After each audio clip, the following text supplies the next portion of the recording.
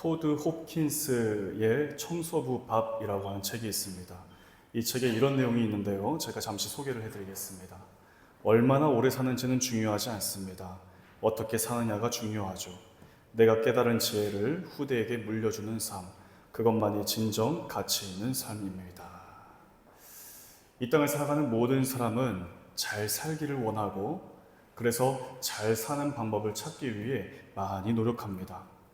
과연 잘 산다는 것이 무엇일까요?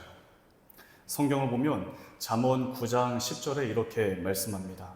여호와를 경외하는 것이 지혜의 근본이요 거룩한 분을 아는 것이 슬기의 근본이다. 하나님을 알고 하나님을 하나님으로 섬기며 살아가는 삶이 지혜로운 삶이다. 슬기로운 삶이다. 바로 잘 사는 것이다 라고 그렇게 말씀하고 있습니다. 왜냐하면 이 지혜라고 하는 것은 결국 하나님을 찾게 만들고 하나님과 바른 관계를 맺도록 하고 그래서 하나님으로부터 우리 삶에 필요한 것들을 공급받도록 하는 것이기 때문입니다. 하나님은 성도인 우리에게 여러 많은 복을 주십니다. 그 많은 복들 가운데 평강의 복을 주시고 그 평강의 복을 누리면서 우리가 이 땅에서 잘 살기를 원하십니다. 오늘 우리는 이 빌립보서 4장 말씀을 통해 우리를 잘 살게 하시는 이 평강의 복이란 무엇인지, 그 평강의 복을 얻은 이후에 우리가 과연 어떻게 살아가야 할 것인지를 우리가 말씀을 통해서 함께 나눌 수 있기를 원합니다. 먼저 첫 번째입니다. 이 평강의 복은 하나님이 주시는 것입니다. 우리 오늘 본문 7절 말씀을 같이 한번 읽겠습니다. 시작. 그리하면 모든 지각에 뛰어난 하나님의 평강이 그리스도 예수 안에서 너희 마음과 생각을 지키시리라. 아멘.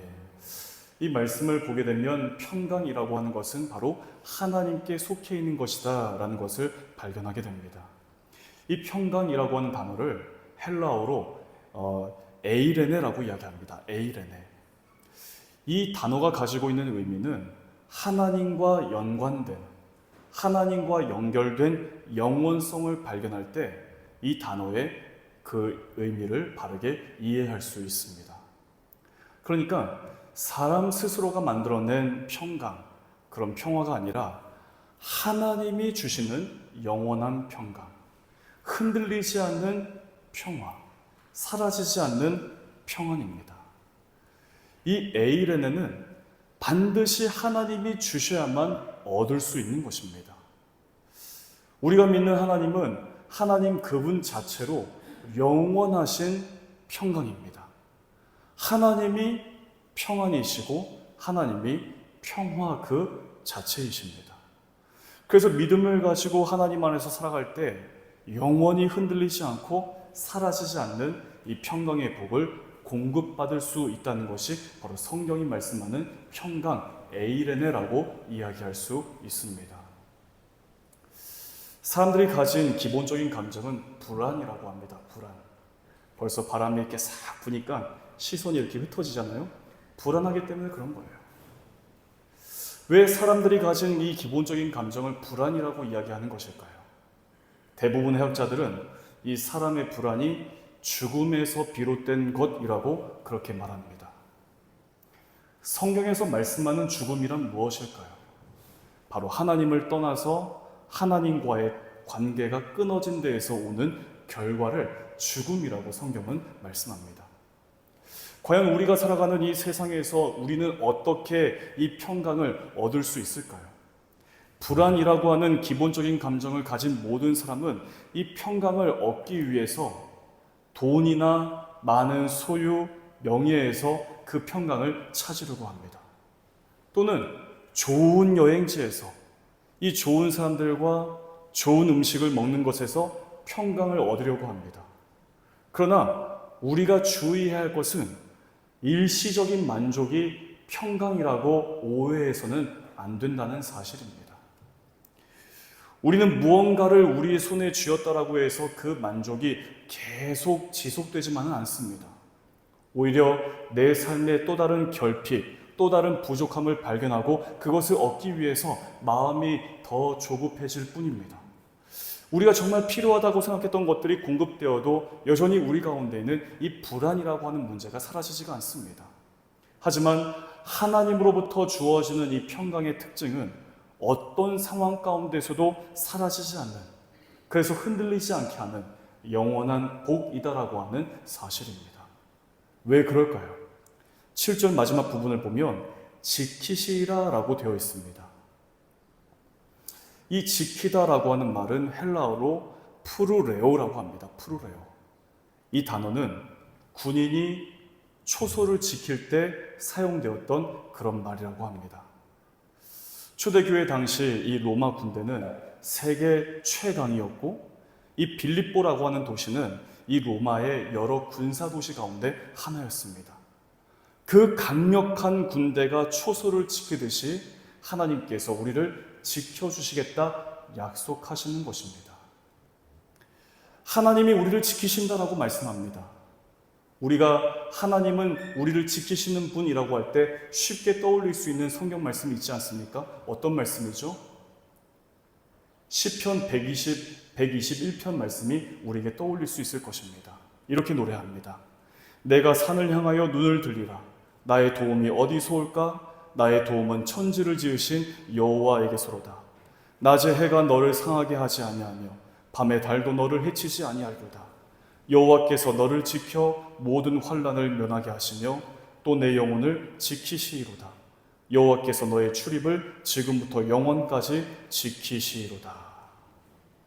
하나님을 지키시는 분이라고 노래하고 있습니다. 이 시편 121편을 과연 어떤 당시에 그리고 언제 이 노래를 불렀을까요? 이스라엘 백성이 절기 때마다 성전을 향해 올라갈 때 불렀던 찬양이라고 합니다. 우리 오늘 교회에 오시면서 어떤 노래를 입술 가운데서 흥얼거리셨습니까?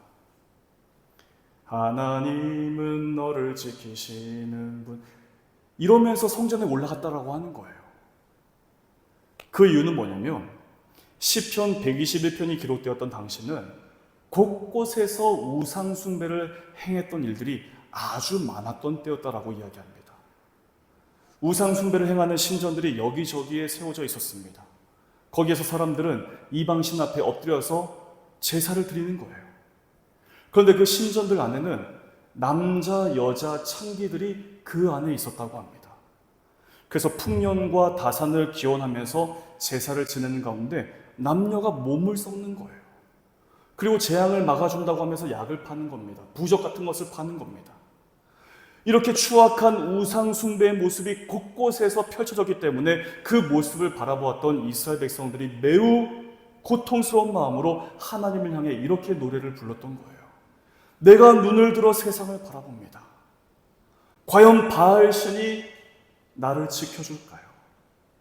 과연 그 아세라 여신이 나를 지켜주는 것일까요? 그 태양신의 사제들이 나에게 도움이 될까요? 달신의 여사제들이 도움이 될까요? 그렇지 않습니다. 나의 참된 도움은 천지를 지으신 하나님이십니다. 하나님만이 내 영혼을 지키시고 내가 잠을 잘 때도 내가 혼자서 험악한 길을 지날 때에도 넘어지지 않도록 지켜주시는 하나님이십니다. 이 얼마나 안타까운 마음입니까? 성전을 향해 올라가는 그 길 가운데 눈에 훤히 보이는 그 추악한 우상 숭배의 행태들, 그걸 바라보면서 가슴을 치면서 노래하는 거예요. 나의 도움이 어디에서 옵니까? 나의 도움은 하나님에게서 오는 것입니다. 하나님이 나를 지켜주시기 때문입니다. 이렇게 노래하면서 하나님의 성전을 향해 올라갔다라고 하는 사실입니다. 하나님은 우리를 지키시고 우리의 마음과 생각을 지키시는 하나님이십니다. 이 초대교회 당시 세계 최강의 이 군대였던 로마 군대는 이미 오래전에 사라지고 없어졌지만 하나님은 그때나 지금이나 그리고 앞으로도 영원히 우리를 지키시는 하나님이십니다. 사랑하는 여러분, 이 세상을 살아가는 사람들 가운데 이 죽음의 문제를 피해갈 사람 단 한 명도 없습니다. 이 세상에서 영원히, 그것도 젊고 강건한 모습으로 살 수 있는 사람 아무도 없습니다. 죽음의 문제는 모두에게 있습니다. 그런데 그 문제가 얼마나 빠르게 우리에게 닥쳐오는 것일까요? 언제 어떤 방법으로 우리에게 찾아올지 전혀 예측조차 할 수가 없습니다. 그래서 사람은 모두 이 불안의 문제를 끌어안고 살고 있는 거예요. 그러나 우리에게 평강을 말씀하시는 주님께서 우리를 지키시겠다라고 말씀하십니다. 낮에도 밤에도 우리가 분주하게 하루하루를 힘겹게 살아갈 때에도 세상 모든 환난에서부터 우리를 지켜주시는 하나님, 심지어 우리의 죽음 뒤에도 여전히 우리를 지켜주셔서 영원한 생명으로 인도하시는 평강의 하나님이십니다. 이 사실을 기억하면서 이 평강을 주시는 하나님의 말씀을 따라 언제나 예수 그리스도 안에서 살아가는 모든 성도들 다 되시기를 주님의 이름으로 축복합니다. 두 번째로 평강의 복을 받은 사람은 어떻게 살아가야 할까요? 오늘 본문 8절과 9절 말씀을 같이 한번 읽겠습니다. 시작. 끝으로 형제들아, 무엇이든지 참되며 무엇이든지 경건하며 무엇이든지 옳으며 무엇이든지 정결하며 무엇이든지 사랑받을 만하며 무엇이든지 칭찬받을 만하며 무슨 덕이 있든지 무슨 기림이 있든지 이것들을 생각하라. 너희는 내게 배우고 받고 듣고 본 바를 행하라. 그리하면 평강의 하나님이 너희와 함께 계시리라. 아멘. 평강을 다른 말로 만족이라고 할 수 있습니다. 우리는 언제 만족을 느낍니까? 우리가 원하는 대로 되었을 때, 내가 계획했고 내가 뜻했던 바가 우리 가운데 이루어지게 되었을 때 우리는 만족을 느낍니다. 반대로 내 뜻대로 되지 않고 내가 원하는 대로 되지 않았을 때 우리는 불만족스러움을 느끼게 되는 것입니다. 우리는 얼마든지 우리의 마음을 만족하게 할 수 있습니다. 열심히 노력해서 돈을 조금 더 번다든지, 또 몇 시간 이동해서 여행을 하고 좋은 식당에서 맛있는 음식을 먹으면 만족할 수 있습니다. 이렇게 만족함에는 이를 수가 있지만 그 만족을 계속 유지하는 것은 사실은 불가합니다. 때때로 좋은 여행지에서 여행을 해도 불만족스러울 때가 있는 거예요. 때때로 좋은 음식을 먹으면서도 만족스럽지가 못합니다. 좋은 사람들과 함께 하면서 좋은 것들을 공급받고 배우기보다 이런 생각이 들어오는 거예요. 아, 왜 지금 저 사람은 그런 얘기를 하는 거지? 저 사람이 하는 말 속에는 어떤 의도가 담겨져 있는 거지? 하면서 이 좋은 것을 좋은 것으로 누리지 못할 때가 있습니다. 꾸준하고도 지속적인 그 만족의 상태에서 살지 못하다 보니까 우리 안에 수시로 어려움이 찾아오게 되는 거예요. 그런데 성경은 우리에게 무엇을 말씀하고 있습니까? 시편 34편 9절과 10절에서 이렇게 말씀합니다. 우리 큰 목소리로 이 말씀을 같이 한번 읽겠습니다. 시작. 너희 성도들아, 여호와를 경외하라. 그를 경외하는 자에게는 부족함이 없도다. 젊은 사자는 궁핍하여 줄일지라도 여호와를 찾는 자는 모든 좋은 곳에 부족함이 없으리로다. 아멘. 때때로 우리의 삶에 궁핍과 굶주릴 때가 있습니다.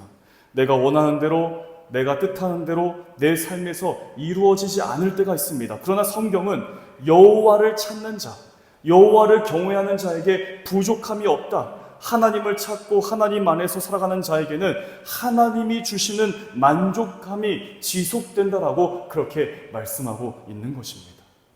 그렇다면 하나님 안에서 하나님이 주시는 평강을 경험한 사람은 어떻게 이 평강, 만족함을 계속해서 지속하며 살 수 있는 것일까요? 8절 말씀 보게 되면 무엇에든지 참되며 라고 말씀하고 있습니다. 이 참되다라고 하는 뜻은 뭐냐면 겉과 속이 바르다. 겉의 모습과 속의 모습이 바르다라고 하는 뜻을 가진 말이 참되다라고 하는 말입니다. 작년에 이 발리 섬 지도를 보게 되면 발리 북부 지역에 싱가라자라고 하는 곳이 있습니다. 그 싱가라자 현지 교회에 이 선교지를 탐방하고 돌아온 적이 있었는데 그날 비가 너무 많이 내리는 거예요. 아마 요맘때였던 것 같아요. 비가 너무 많이 내리고 운전해서 가는데 길이 너무 좁은 거예요. 앞에서 오토바이가 오면 지나가기가 어려울 정도로 굉장히 어려웠습니다. 그러면서 가는 내내 이런 생각이 드는 거예요. 아, 정말 이런 곳에 사람이 살고 있다고? 여기에 교회가 있다고 할 정도로 울창한 숲으로 가득한 곳이었습니다. 밀림지대였던 거예요. 그래서 어렵게 교회에 도착해서 보니까 여러 교인들이 저희들이 왔다고 제가 정말 좋아하는 두리안, 그리고 망고스틴을 이렇게 가지고 나오신 거예요. 그래서 이 두리안을 열어서 먹어보니까 너무 맛있죠. 망고스틴을 이렇게 손에 잘 눌러서 까서 입에 넣어보니까 너무 맛있는 거예요. 제가 너무 맛있게 먹으니까 여자 교인 한 분이 저에게 와서 이렇게 말씀을 해주셨습니다. 목사님, 망고스틴 너무 맛있죠? 그런데 이 망고스틴은 사람들이 잘 사가지 않는 것입니다. 왜냐하면 이 망고스틴 겉에 상처가 난 것처럼 얼룩덜룩하기 때문에 사람들이 잘 찾지 않는 거예요. 그런데 먹어보면 맛있어요. 가끔 시내에서 판매하는 이 망고스틴 가운데 겉의 모습은 아주 예쁘지만 막상 열어서 보면 상해에 있거나 혹은 입에 넣어보면 시큼한 맛이 나는 것들이 있습니다. 그런데 목사님께 드린 이 망고스틴은 가장 맛있는 것을 구별해서 드렸습니다. 맛있게 먹어주셔서 너무 감사합니다. 이런 얘기를 해주시는 거예요. 겉은 예쁘고 상처가 없고 괜찮아 보이지만 속은 전혀 그렇지 않은 경우가 있습니다. 이럴 때 우리는 참되지 못하다, 그렇게 이야기를 하는 것이죠. 이 하나님의 평강의 복을 경험한 성도는 겉과 속이 같아야 됩니다. 겉의 모습이 바르고 속의 모습이 발라야 되는 거죠. 앞과 뒤의 모습이 한결같아야 되는 거예요. 교회에서 예배를 드리면서 그 은혜의 풍성함을 경험하지 않았습니까? 은혜의 풍성함을 내가 살아가는 삶의 현장에서 그대로 보이면서 살아가는 거예요. 그 다음에 무엇에든지 경건하며라고 말씀합니다. 이 경건하다라고 하는 말은 뭐냐면 고상한, 존경하는 이라고 하는 뜻을 가지고 있습니다. 그러니까 가까이에서 볼수록 존경심이 생겨나고 높은 품격이 느껴지게 되는 거예요. 제가 이것을 이해하기 위해서 신조어 한 가지를 소개해 드리겠습니다. 여러분, 축구 선수들 가운데 메시나 호날두, 이 손흥민 같은 선수들을 다른 선수들과 비교하면서 뭐라고 표현합니까? 뭐라고 표현하죠? 넘사벽 같다라고 이야기합니다. 넘을 수 없는 4차원의 벽, 이걸 줄임말이 넘사벽이라고 이야기하는 거죠. 우리 교회는 한식 맛집으로 소문나 있습니다. 이따가 식사하시면 알겠지만 넘사벽입니다. 우리 교회에 보면 우리 장로님들, 또 우리 권사님들, 집사님들, 또 우리 여러 성도님들, 그리고 오늘 앞에서 찬양을 불렀던 우리 크리스천 그룹 현지 청년들 있지 않습니까? 이분들 한 분 한 분 대하다 보면 넘사벽이에요.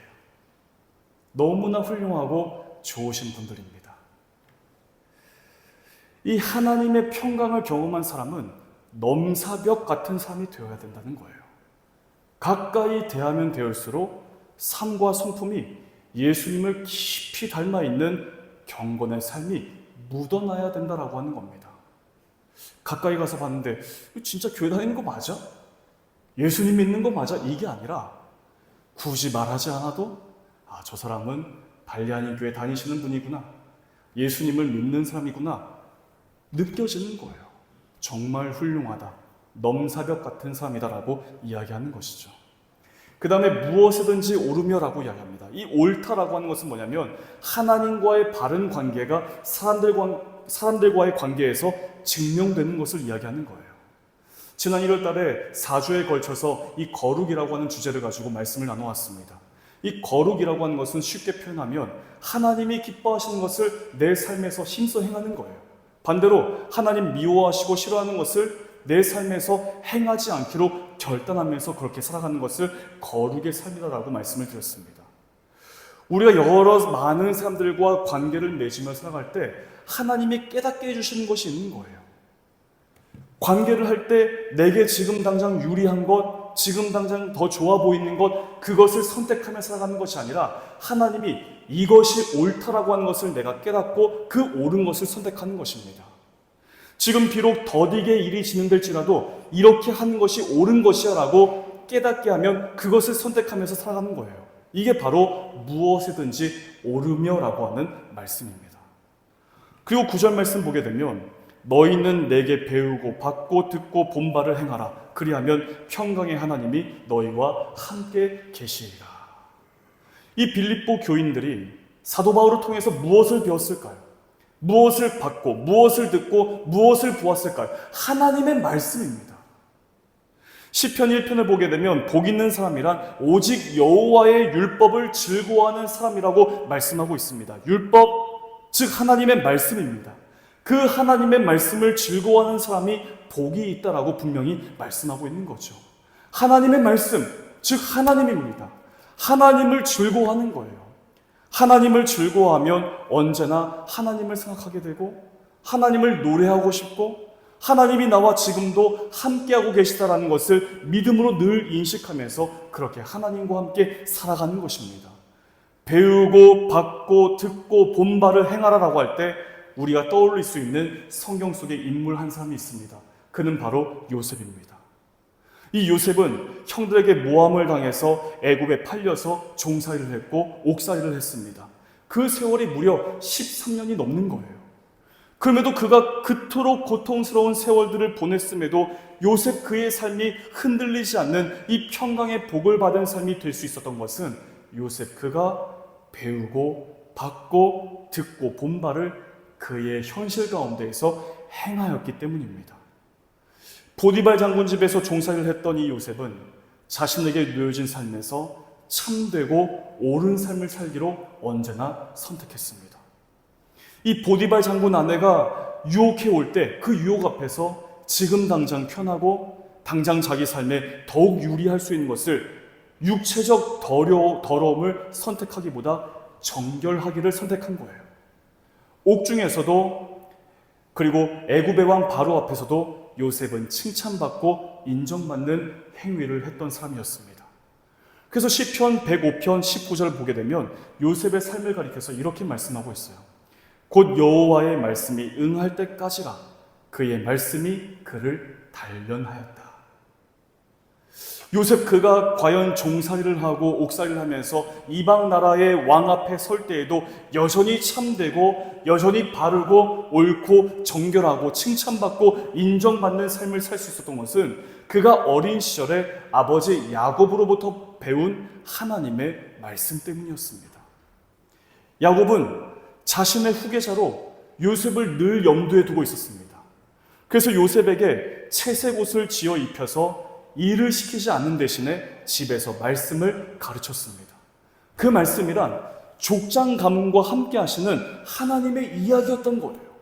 아브라함과 함께 하신 하나님, 이삭과 함께 하신 하나님, 그리고 야곱과 함께 하신 그 하나님을 말씀으로 가르쳤습니다. 요셉 그가 얼마든지 흔들릴 수 있고 넘어질 수 있었던 순간들이 많았지만 그의 삶을 지탱해 주었던 것들이 바로 하나님의 말씀이었다라는 사실을 시편 105편 19절에서 우리에게 해석해 주고 있는 거예요.